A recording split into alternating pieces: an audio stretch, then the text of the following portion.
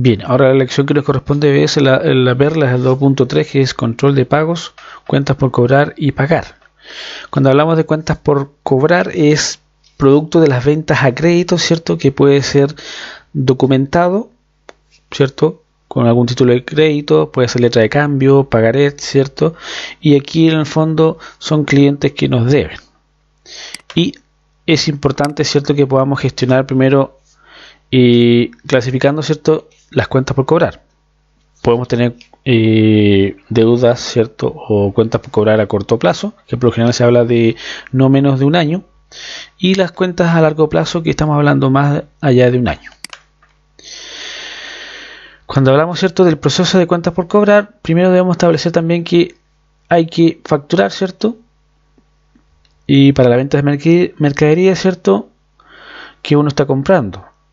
En este caso, ¿cierto?, que el cliente está comprando. Estamos hablando de pagos y notas de crédito. Entonces, lo que se va haciendo es que a medida que se factura, se establece, ¿cierto?, cuando la facturación es al crédito, se establece qué es lo que se pagó, ¿cierto?, por concepto, qué es lo que pagaron los clientes, y si hay alguna nota de crédito que también rebaje el valor de una compra o de una facturación.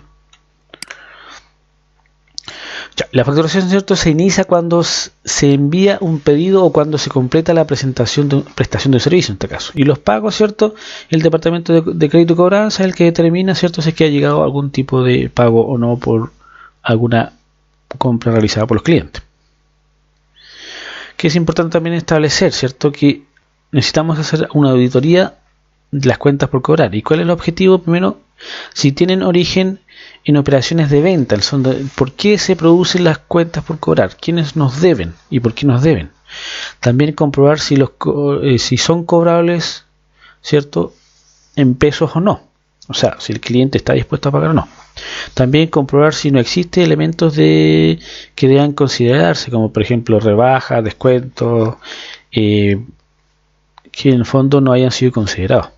Y también los métodos de cálculo de los intereses, ¿cierto?, que en el fondo se van evaluando constantemente para establecer si el valor que se está cobrando es el que corresponde o no.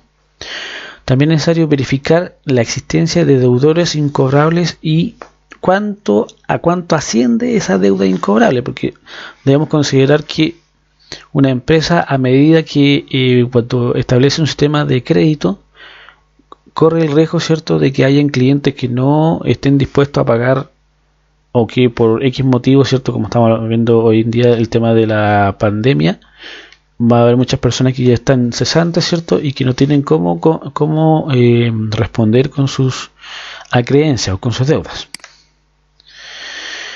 Ahora, ¿cierto?, estableciendo procedimientos de la auditoría de cuentas por cobrar. Entonces, para establecer, ¿cierto?, cuánto es lo que nos deben efectivamente, ¿cierto?, y qué es lo que podemos cobrar y lo que no podemos cobrar, ¿cierto?, debemos establecer primero un control interno, verificar la existencia, ¿cierto?, y la aplicación de políticas de manejo de cuentas por cobrar. O sea, la empresa debe tener una política de cómo manejar las cuentas por cobrar. Y también determinar la eficiencia de la política en el caso, ¿cierto?, si es efectivo o no en el manejo de las cuentas por cobrar. También respecto de los deudores incobrables, ¿cierto?, verificar la ubicación de los documentos, dónde están los documentos incobrables, ¿cierto?, y si que en el fondo se agotaron todas las instancias para cobrar estos determinados valores. Ahora, respecto a los deudores incobrables, ¿cierto?, también verificar que si se están usando los métodos adecuados, ¿cierto?, de estimación, y si lo que se está cobrando se ajusta a lo que está establecido por ley. Cuando hablamos de cuentas por pagar, ¿cierto?, es lo que en el fondo la empresa debe, ¿cierto? Y aquí en el fondo debemos llevar un control de gasto. Por ejemplo, un gasto, estamos hablando que es un arriendo, ¿cierto?, porque en el fondo no hay un retorno del dinero.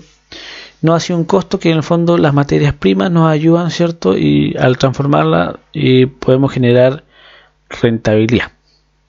Los gastos, ¿cierto?, es un egreso o salida de dinero que una persona o una empresa debe pagar para acreditar el derecho sobre un artículo o recibir un servicio.